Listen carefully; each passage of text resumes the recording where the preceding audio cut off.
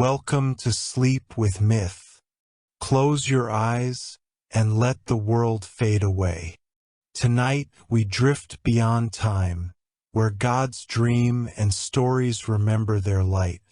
They said a samurai's first teacher is silence. Not the silence of empty rooms, but the deep hush that gathers in the bamboo at dawn, when the wind forgets its name and every leaf becomes a listening ear. On the night before his oath, Ren knelt in the garden of the mountain temple. Moonlight poured over the stepping stones like water that had learned to stand. He rested both hands on the scabbard that had not yet learned his breath, and counted each inhalation as a small lantern placed along an unseen road. "Do not reach for the sword," the old abbot had told him. "Let the sword reach for you. A blade swung by sound will miss. A blade moved by silence cannot be denied." Ren breathed, and the world grew still enough to hear the ants consider their errands. In that listening, the mountain opened a door. The door was not a thing of wood or rice paper, but of night itself. It slid aside with the gentlest of thoughts and revealed a path that did not exist a moment before. Ren stood, bowed to the moon, and stepped through. Mist rose from stone, not the cold sadness of graves, but the warm exhale of a sleeping river. There were lanterns without flame, shining with a blue that remembered the sea, and bells with no clappers, ringing from inside the ear. At the path's bend waited a woman whose face might have been carved from the pause between two heartbeats. Her hair fell like rain taught to behave. Her eyes were lakes that knew the etiquette of wind. "You have come without your name," she said, and her words did not disturb the air. "Yes," Ren replied. "A name is the last sheath." She nodded. "Then you are ready to touch the first steel." She led him to a gate woven from bamboo and breath. On its lintel 3 characters were carved not in ink, but in attention: duty, mercy, emptiness. "Choose one," she said. Ren bowed. "I will choose when I have understood the other 2. A hint of approval passed across her stillness. "Then you are already within." Beyond the gate lay a courtyard of raked gravel and patient stones. In the center stood a single tree, neither young nor old, a witness tree. Its bark bore shallow scores, hundreds of them, as if the wind had practiced writing with a blade. "The first cut is not upon wood," said the woman. "It is upon the echo that mistakes itself for you." Ren drew the katana a finger's breadth. Steel whispered like a well-behaved lightning. In that sliver of moonlight, he saw not his reflection, but a boy running through summer rice, a father's hand heavy on his shoulder, a mother's smile folded carefully into a sleeve. Memories rose like fish to a quiet surface. The urge to grip, to own, to freeze them sharp. Ren released the breath he did not know he was holding. The images bowed, became water again. "Good," the woman's silence said. "A sword that drinks clinging will rust from within." Ren eased the blade back. Beneath the tree, the gravel had been combed into a single spiral, the pattern of a listening ear. "Strike," she said, "but not to cut, to reveal." Ren moved. He did not call it speed. He called it remembering the shape of wind. The blade's arc was a crescent moon learning to speak. Gravel leapt and settled. The spiral remained clearer, cleaner, its center bright as the inside of a shell. He had cut nothing, yet everything within the pattern had found its right place. Duty, said the woman, is the shape of love when love refuses to boast. Mercy, she continued, is the hand that loosens the knot you tied around your own throat. And emptiness? Ren asked. She looked toward the mountain. Emptiness is not absence. It is capacity. The cup is most itself when it learns to be a place for water. Ren listened until the meaning settled like snow that chose not to melt. In battle, he said at last, what does emptiness look like?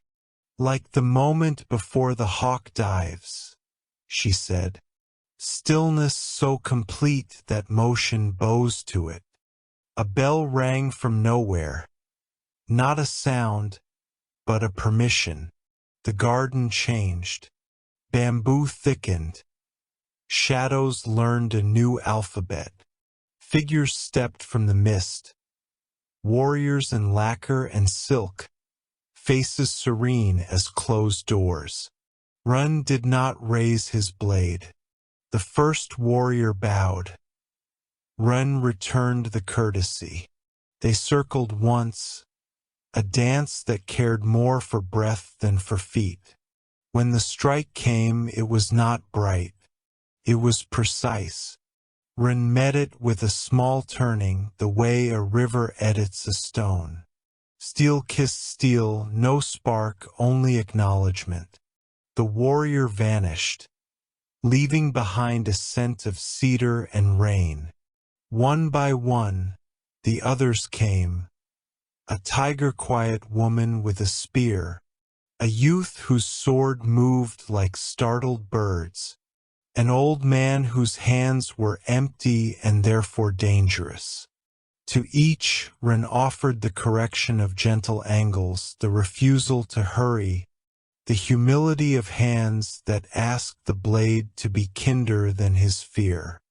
When the last mist closed, Run was alone with his pulse and the tree that remembered.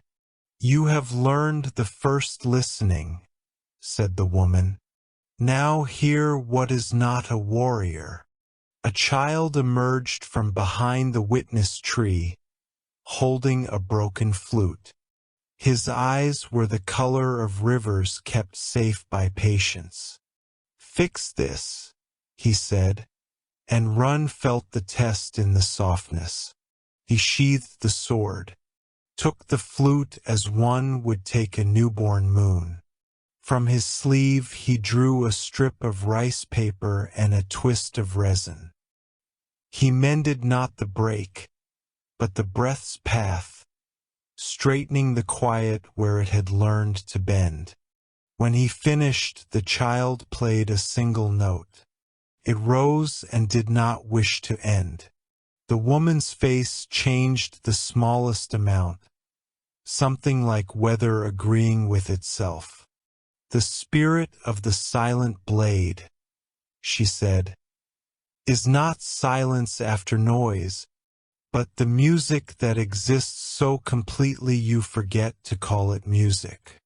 The night thinned to that pale gray that opens stones into birds. Ren knelt again, this time not to ask, but to thank. The scabbard warmed under his palm. Steel, still sheathed, began to breathe at the same pace as his ribs. Tomorrow you will swear your oath, said the woman, already becoming the garden she tended. Remember, the cut you seek is not through armor or bone. It is the cut that divides fear from decision, anger from clarity, and in dividing, leaves them less interested in one another. Ren bowed until his forehead found the earth that had been taught to listen. "Who are you?" he asked, when the question could cause no harm. "I am the edge that chooses when not to be sharp," she said. "And I am the sheath that forgives the edge for being itself." Mist folded. Lanterns forgot they were lanterns and became stars returning to their constellations. Ren stood alone in the temple garden where nothing had changed, except the silence which now contained a road. At dawn the abbot met him by the gate. "You have not slept?" the old man observed. Ren smiled. "I have been slept by the mountain." The abbot traced 3 characters in the air: duty, mercy, emptiness, and blew gently so they drifted onto Ren's shoulders like first snow. "Carry them without complaint," he said. "And when you must draw, draw as if placing a lantern in a dark room." Ren stepped out. Bamboo bowed without losing its honesty. The sword at his side made no promise of victory, only of listening. The village path waited like a question that loved him enough to let him think. And from far within the day to come, a whisper moved. "The spirit of the silent blade is the decision you do not have to announce." Ren breathed once more, and the world, grateful, breathed back. When dawn reached the mountain, it arrived quietly, as if asking permission from the stones. Ren stood at the temple gate, wrapped in the gray of morning mist. The abbot waited beside him, hands folded, eyes half closed, seeing everything without looking. Below them, the valley stretched like a sleeping dragon. Villages flickered with hearthlight. The river wound through the earth's spine, whispering of journeys that never end. Ren's sword hung at his hip, still sheathed. It did not feel like an object, it felt like a listener. Every heartbeat between them was an agreement older than words. "Are you ready to speak your vow?" asked the abbot. Ren bowed. "A vow spoken too soon is a wound made of sound." The old man smiled. "Then speak only when the silence gives you permission." They walked together toward the inner courtyard. There, beneath the moon that refused to leave, a circle of salt had been drawn. Inside it, 7 candles burned with blue flame, the color of remembered truth. Ren knelt at the edge of the circle. The abbot placed a single black stone in the center. "This is the heart of all warriors," he said, "unshaped, but capable of holding shape. Hard, yet waiting to soften in the right hands." Ren bowed until his forehead touched the earth. "May my blade protect without pride," he whispered. "May my silence heal what my sword cannot reach." The abbot poured water over his hands. Steam rose, curling into symbols that vanished before they could be read. "The moon will be your witness," the old man said, "and the wind your scribe." When Ren lifted his gaze, he saw figures at the edge of the courtyard, warriors of the temple, their armor quiet as prayer. Each bore a single mark on their foreheads, a silver crescent like the shadow of thought. They did not speak. They only bowed, then turned and faced the east, where the sun waited unseen. Their presence was not ceremony. It was remembrance. They were echoes of every vow ever spoken here. Ren took the scabbard in both hands and laid it before him. The blade remained hidden, asleep, the only honorable state for steel not yet summoned. "Master," he said, "when I draw this sword, may I cut only what refuses to listen." The abbot nodded, his eyes glinting with tears that had learned discretion. "Then the world will never bleed in your name." The air shifted, a stillness so complete it became sound. The abbot's voice dropped to a whisper. "Call your spirit." Let it know you are not its master, only its caretaker. Ren exhaled. In that breath, he felt his own body dissolve, flesh becoming mist, thought becoming rhythm. From within the silence rose a shadow, his spirit twin. It was him yet older, calmer yet heavier with memory. Its eyes carried the same moonlight as the woman from the night before. They faced one another, two reflections learning how to share a soul. "Why do you seek to bind me?" the spirit asked.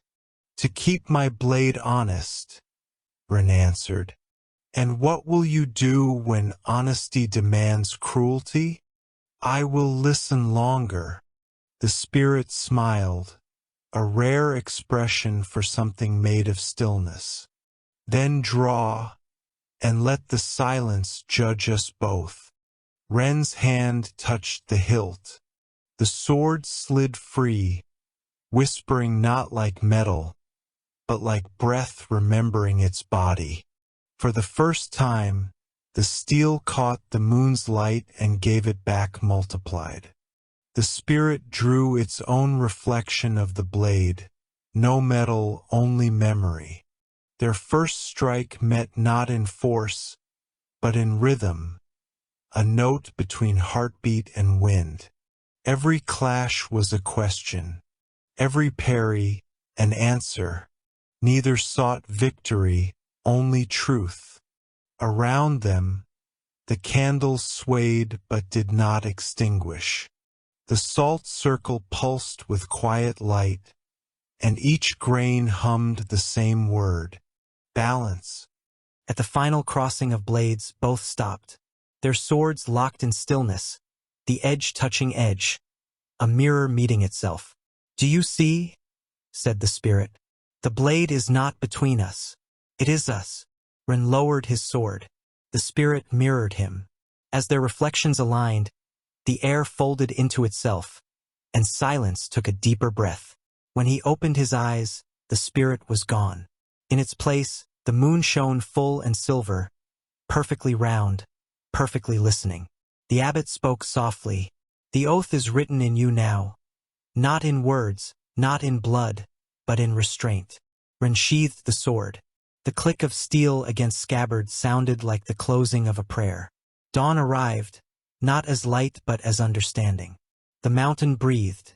The trees nodded as if excusing themselves from speech. Ren stood. The old man placed a hand on his shoulder. "From this day forward," he said, "you are not a man who wields a sword. You are a silence that moves like wind through steel." Ren bowed. The sun crested the ridge, spilling gold upon the salt circle. The flames of the 7 candles turned clear, then disappeared, their light now hidden inside the breath of a single man.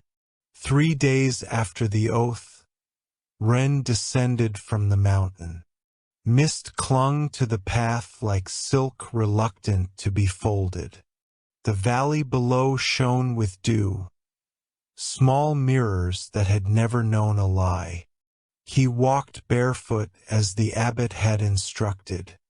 The first steps of a vow, the old man had said, must learn the weight of the earth again. Each footfall found a rhythm, not marching, not wandering, simply remembering. The sound of sandals brushing stone, the hush of leaves. It all became one heartbeat. Ren did not lead the rhythm. He followed it. By dusk, he reached the edge of a forest. Tall cedars leaned together like elders sharing secrets. The wind whispered between them, gentle but purposeful. He paused. The sound was not ordinary. Every gust carried a faint pattern, a phrase repeated in the language of motion. He closed his eyes and let it pass through him. In the shifting air, he heard something like a voice, not human, not divine, but ancient enough to remember both. Do not command the wind. Ask it where it has already been. Ren bowed slightly to the invisible speaker. The air responded by cooling and acknowledgement. He walked deeper into the forest. The path was gone, yet his steps found direction. Moonlight filtered through the branches, tracing silver lines across the moss. There, beneath an old tree split by lightning, he found a shrine half buried in roots. Its wood was cracked, its offerings long turned to dust. But the air around it pulsed like a slow heartbeat. Ren approached, sensing the presence of something that remembered being worshipped. He placed his hand upon the broken wood. "Tell me," he whispered, "what storm do you dream of now?" A breeze stirred the incense ashes. They rose into spirals and began to form a figure, a warrior carved from wind and memory. The spirit took shape, a man in tattered armor, eyes bright with unfulfilled command. He bowed, though his form trembled as if not used to gentleness. "I once guarded these woods," the spirit said. "My name was carried away by the typhoon I failed to stop." Ren inclined his head. "And now you guard silence." The spirit smiled, a motion like a ripple across still water. "Silence does not need guarding, but it remembers those who tried." Ren sat cross-legged upon the moss. "What bound you here?" The spirit unsheathed an invisible blade. "When the storm came, I met it with fury instead of listening. I cut the wind as if it were an enemy. But the wind was my teacher. And so it took my name so that I might learn humility without it." The wind began to move through the clearing again. Not wild, but teaching. Ren felt the rhythm in his lungs, the same pulse as his breath in meditation. He rose slowly and drew his own sword, still sheathed. "I came to learn from what moves unseen," he said. "Then listen as it moves through you," said the spirit. Ren closed his eyes. He stepped into the wind's current, not cutting, not defying, but moving as if his bones remembered air. His body became a question, and the wind answered through him. Each shift of his stance brought a sound, not of steel but of permission. The forest exhaled. The leaves bowed. Even the moon seemed to pause. When he finally drew the blade, it did not shine. It shimmered, as if remembering where light was born. The wind swirled around it like an old friend returning home. Ren moved once, a single cut slow as forgiveness. The air did not resist. Instead, it carried the motion outward, spreading across the forest. The ancient shrine straightened. The cracks closed. The spirit smiled, whole again. "You have learned what I forgot," he said. "The sword is not to command the wind, but to remember it." The spirit bowed deeply, both hands on the invisible hilt. "My name returns to me because you did not ask for it." He pressed his palms together and dissolved into a gentle gust. For a long time, Ren stood in the stillness that followed, a silence so full it felt like prayer made of air. Then he sheathed the sword. The soft click echoed through the trees and into the sky. From far above, the wind replied, a single current rising toward the mountain, grateful, forgiving, alive. As Ren left the forest, the first light of morning touched the horizon. He realized that his sword felt lighter, not because of strength, but because it no longer carried misunderstanding.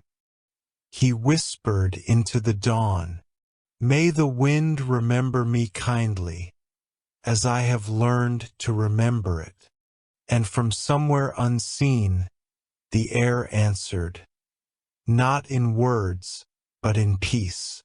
Ren walked for 7 days beyond the forest, following the whisper of rivers. The air grew heavy with salt. The scent of seaweed replaced the cedar. At last, the mountains opened, revealing a vast lake caught between clouds, a mirror that had forgotten which way was up. He bowed to the shore before crossing it. Each step into the water was a question. How do you move through what yields? The lake replied with small ripples, laughter without sound. He found a rock near the center, half submerged and warm from the sun. There he sat, his sword laid across his knees. The wind that remembered him played with the reeds at the edge of sight. As dusk settled, the lake began to breathe. Mist coiled from its surface like incense from a dream. Ren closed his eyes. From somewhere beneath, a voice rose, liquid, endless. Steel that does not weep will one day break. He opened his eyes to see the water shaping itself into a woman. Her hair flowed into waves. Her face was both rain and reflection. You carry silence, she said. But silence is not peace. Sometimes it is the river refusing to move. Ren bowed. Then teach me to flow again.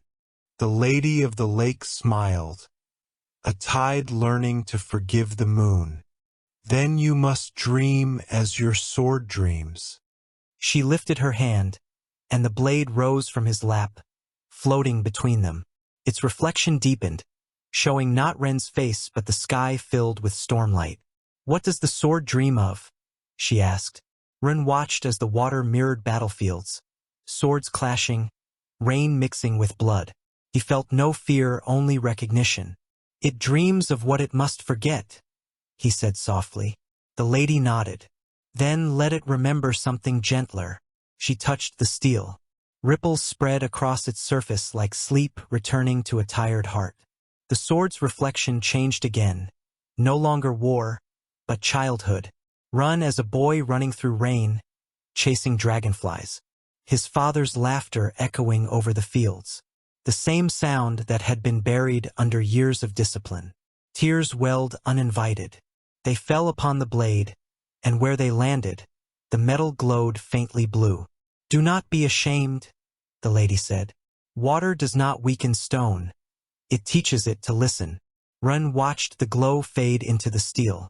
The blade looked different now, calmer, its edge softened by understanding.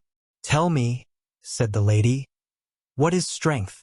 Ren thought of the abbot, of the spirit of the wind, of the quiet that lived between breaths. Strength, he said, is when even the uncut things feel safe near your blade. The lady smiled again. Then you are learning the deepest cut, mercy. She raised her arms, and the lake responded, waves folding like silk. Your sword has remembered its dream. Now you must learn to dream without holding it. She gestured, and Ren laid the blade upon the water. It floated, shimmering, drifting slowly toward the horizon. Every weapon, she said, must once in its life become useless. Only then can it remember what it was made to protect. Ren bowed deeply. I will let it rest. As the sword drifted away, the water around him rose into a ring of light. He felt no fear, only the weight of being understood. The lady's form began to dissolve back into mist. Remember, she whispered, to flow even when still, dream even when awake. Ren watched until the blade vanished beneath the surface. For the first time he felt unarmed, yet freer. He stood and let the lake reach his knees, his waist, his chest. When the water closed over his shoulders, he exhaled. His reflection smiled back, calm, unbroken. When he stepped onto the shore again, the sword was at his side, dry, clean, and lighter than before. It had returned, but not as a weapon. It was now a companion that had learned to sleep. As dawn returned, the lake shimmered gold. Ren bowed once more. From the horizon came a whisper carried by the wind he once met. Water remembers what steel forgets. He smiled. The journey continued, not toward battle, but toward understanding. The road beyond the lake wound through a valley of reeds. Each stalk whispered differently in the wind, as if carrying the voices of those who once prayed here. Ren walked without hurry, his reflection trailing beside him on the shallow water. The sun was low, a coin lost between worlds. In its half-light, the earth seemed uncertain whether to wake or dream. From far ahead came the sound of a single drum, slow, patient, ancient. Each beat arrived like the heartbeat of the world remembering itself. Ren followed it, not because it called him, but because silence asked him to listen. He found the source of the drum near the ruins of an old fortress, a place swallowed by moss and time. There, beneath a broken arch, sat a man cloaked in gray. The drum lay before him, untouched, yet still it sounded. "Who plays?" Ren asked. The man lifted his head. His face was familiar, unbearably so. It was Ren's own, though older, scarred by years he had not lived. "I am the echo of your oaths," the man said. "The spirit you left behind when you first picked up a blade." Ren knelt. The air around them thickened. The reeds ceased to move. "Then I have met my ghost," Ren said. "Not ghost," replied the other. "I am the remainder, the part of you that believed honor was heavier than compassion." Ren studied him, the jaw rigid, the eyes sharp, the kind of gaze that cuts before steel does. He remembered that look. It had once been his own. "Why are you here?" "To return what you threw away in your search for peace." The spirit rose. The ground sighed beneath his weight. "Draw your sword. Let us see which silence is truer, yours or mine." Ren stood, unsheathing the blade that had dreamed of water. Its edge glimmered faintly, soft, alive. The spirit drew his own weapon, identical but darker, like a reflection that had learned resentment. They faced each other in the stillness before sound. When they moved, it was not battle. It was memory rehearsing itself. Steel met steel. Sparks dissolved before touching the ground. Each strike was a question of mercy. Each parry, an answer of restraint. "You have forgotten what it means to win," the spirit shouted. Ren's voice remained steady. "And you have forgotten what it means to lose." Their blades crossed. The echo rippled through the valley like thunder in slow motion. The spirit pressed forward, fury in every motion. Ren yielded, like the lake he had just left, never resisting, only redirecting. The spirit's sword grew heavier, its sound harsh, breathless. "You pity yourself," Ren said softly, "because you think compassion weakens you." The spirit snarled. "Compassion kills." "No," said Ren. "It's the only thing that survives death." Their blades locked once more. Ren closed his eyes. When he exhaled, the sound of water flowed from his breath. The spirit froze, the same stillness that visits the world before it rains. Ren sheathed his sword. The spirit's weapon crumbled into mist.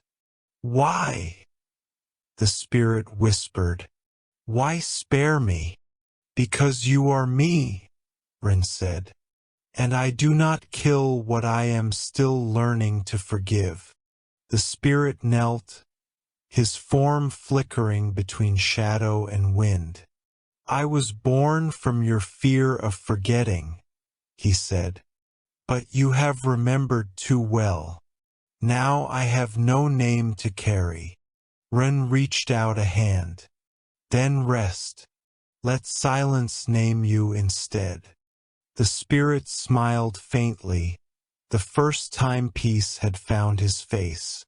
Then he dissolved into a silver current that swept around Ren's blade, settling upon it like breath on glass.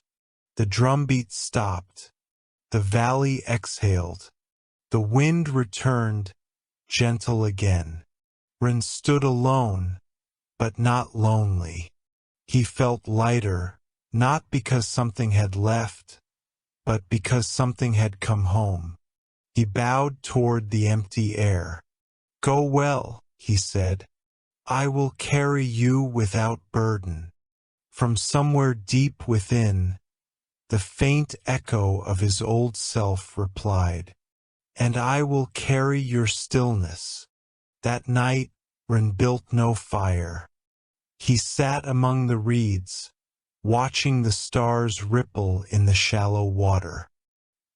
His sword rested beside him, the faint glow of moonlight pulsing in its steel, like a heart that no longer needed to fight. The world slept easily, as if grateful to have one less wound to dream of. Ren closed his eyes, and for the first time silence did not demand anything of him. It simply stayed listening. Welcome to Sleep with Myth. Close your eyes and let the horizon breathe through you. Tonight, we walk the road between endings and beginnings, where silence meets sunrise, and a samurai learns that light, too, must learn to listen. Morning broke like a secret remembering to speak. The valley shimmered with dew, each drop a tiny world holding its own dawn. Ren rose from the reeds, his movements as slow as thought. The air smelled of rain that had already forgiven everything it touched. He turned east. The first light of the sun crept across his face, warm and deliberate. For a moment he imagined he could hear it breathe. The sword at his side remained silent, but it was not asleep. It simply watched the sunrise with him, the way one student watches another. He walked until the land changed again, from reed to sand, from whisper to echo. The sea stretched before him, endless and unassuming. Waves rose and fell like lungs of the world, and gulls drifted between them, too light to disturb the air they borrowed. Ren knelt and placed his hand upon the wet sand. Every ripple seemed to pulse with memory. The lake, the wind, the spirit, the oath. Each had taught him something that was not about battle, but about returning home to what cannot be named. As the tide rose, a reflection appeared upon the water. Faint at first, then clear. It was the woman from the mountain, her form woven from mist and moonlight. "You have walked well," she said, though her lips did not move. "Every silence you met has become a bridge." Ren bowed. "I have listened to many teachers." "And now?" she asked. Ren smiled faintly. "Now I must learn to stop listening and begin being." The woman's expression softened. "Then you are ready to walk the path of returning light." The sea darkened. Clouds gathered above, folding themselves into a spiral. In their center, a single column of light descended, not from the sky but from the memory of it. Ren stepped into the water. With each stride, he left no footprint. The waves closed as if protecting his steps. The column of light widened, surrounding him until his form glowed like a lantern beneath the surface. When he reached the center, he stopped and drew his sword, slowly, reverently. The blade shimmered, reflecting not the sky, but the world beneath it. Fish, coral, currents, and dreams. He raised the sword toward the light. It trembled once, then dissolved into 1,000 luminous fragments. They floated upward, merging with the sunlight, turning dawn itself into a gentle storm of forgiveness. Ren did not feel loss. He felt return. From somewhere within that brightness, The voice of the abbot echoed. When you no longer need the blade, the world will carry its sharpness for you. Rin smiled. Then let the world be my sword. The light dimmed. He found himself standing once more upon the beach empty-handed, but the silence was richer, fuller. He looked down. The tide was drawing circles around his feet, soft spirals, like the ones he had once seen in the temple garden. He understood now. They were not patterns of meditation. They were invitations, doors written in water. He stepped forward. Each wave that touched him whispered a memory back into the sea. His fear, his pride, his need to prove, all dissolved, gentle as sand. Far on the horizon, the sun began its slow ascent. The mist around it turned gold, then white, then transparent. Rin walked until the sea reached his knees, his waist, his chest. He did not stop.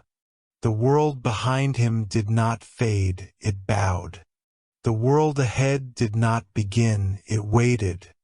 The light widened, swallowing him, not to erase, but to complete the circle he had drawn with his breath. And when silence returned, it was not empty. It was full of wind and water, and the voices of all things that had ever been forgiven. The samurai was gone, but his stillness remained, drifting between waves, whispering softly to those who would one day awaken.